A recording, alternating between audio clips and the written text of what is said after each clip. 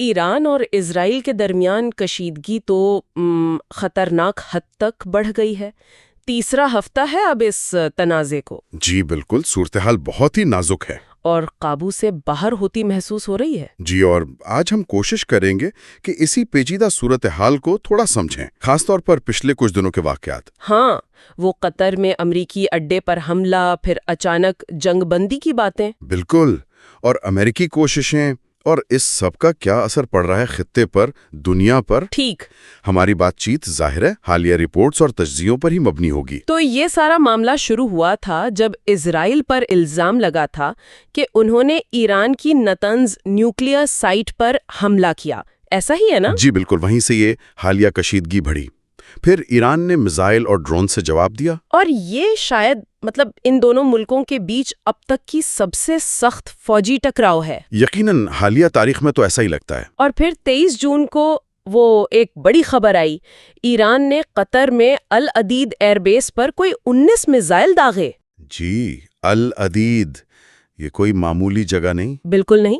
مشرق وسطیٰ میں امریکہ کا سب سے بڑا فوجی اڈا ہے، ایک طرح سے امریکی طاقت کی علامت وہاں. بالکل، اور اس حملے کا جو نتیجہ نکلا وہ بھی کافی دلچسپ ہے.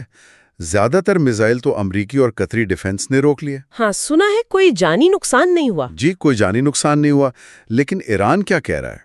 وہ کہہ رہے ہیں کہ یہ حملہ علامتی تھا اور یہ کہ امریکہ کو پہلے بتا دیا تھا. اچھا، یہ تو عجیب بات ہے. یہ حکمت عملی دیکھیں غور طلب ہے.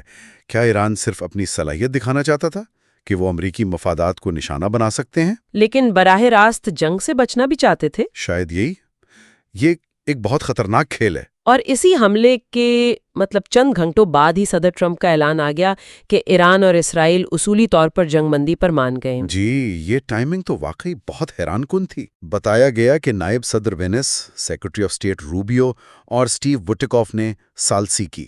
لیکن یہ اصولی اتفاق، کیا واقعی اس میں کوئی وزن تھا؟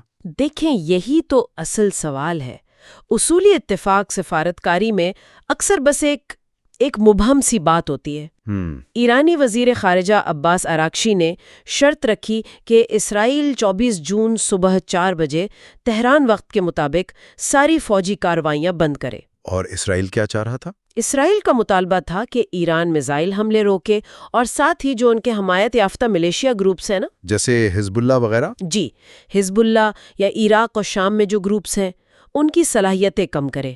اب یہ مطالبات تو بالکل ایک دوسرے کی ضد ہیں. تو پھر تو یہ معاہدہ شروع سے ہی کمزور تھا. بالکل، زیادہ تر ماہرین یہی سمجھ رہے تھے کہ یہ خواہش سے زیادہ کچھ نہیں. اور پھر ان شک کو جیسے تقویت مل گئی جب اگلے ہی دن 24 جون کو ایران نے پھر میزائل داغ دیے بیرشیبا پر. جی ہاں، بیرشیبا پر حملہ ہوا اور اطلاعات ہیں کہ 3 ہلاکتیں بھی ہوئیں.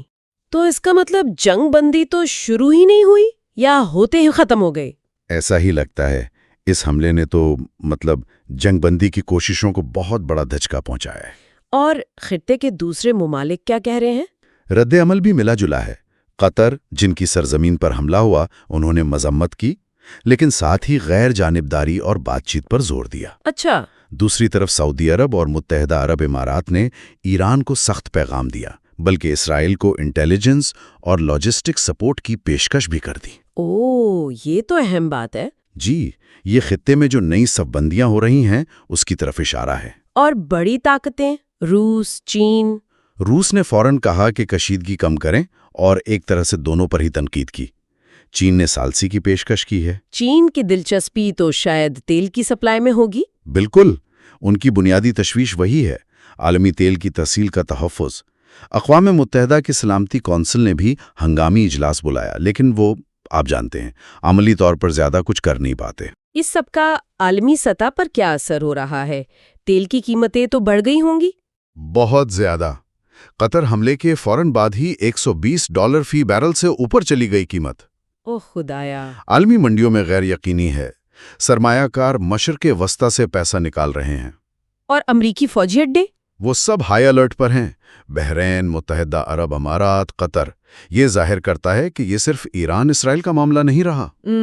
پورا خطہ اور عالمی معیشت اس کے لپیٹ میں آ سکتی ہے. بالکل. تو خلاصہ آپ کہہ لیں یہ ہے کہ جنگ بندی کا اعلان ہوا، لیکن زمین پر صورتحال بالکل مختلف ہے، معاہدہ بہت نازک ہے، شاید ناکام ہو چکا ہے۔ مطالبات بھی بہت مختلف ہیں دونوں طرف کے۔ جی، ان پر اتفاق تقریباً ناممکن لگتا ہے۔ اگلے 24 سے 48 گھنٹے یہ بہت اہم ہے۔ یہی تعین کریں گے کہ کیا ہوتا ہے۔ جی، کہ سفارتکاری کامیاب ہوتی ہے یا یہ کشیدگی مزید پھیلتی ہے۔ صورتحال واقعی بہت غیر یقینی ہے۔ اب اصل سوال یہی ہے کہ کیا یہ سفارتی کوششیں، یہ جو نازک سی کوششیں ہیں، یہ آگ کو پھیلنے سے روک پائیں گی یا خطہ ایک بڑی جنگ کی طرف جا رہا ہے؟ یہی دیکھنے والی بات ہے۔ اور ایک اور سوال جو ذہن میں آتا ہے وہ یہ کہ ایران کا امریکی اڈے پر یہ علامتی حملہ، کیا یہ مستقبل میں اس طرح کے خطرناک اقدامات کے لیے ایک آپ کہہ لیں مثال قائم کر دے گا؟ یہ ایک اہم نقطہ ہے، اس پر غور کرنے کی ضرورت ہے۔ بالکل، یہ وہ باتیں ہیں جن پر ہمیں آنے والے دنوں میں نظر رکھنی ہوگی۔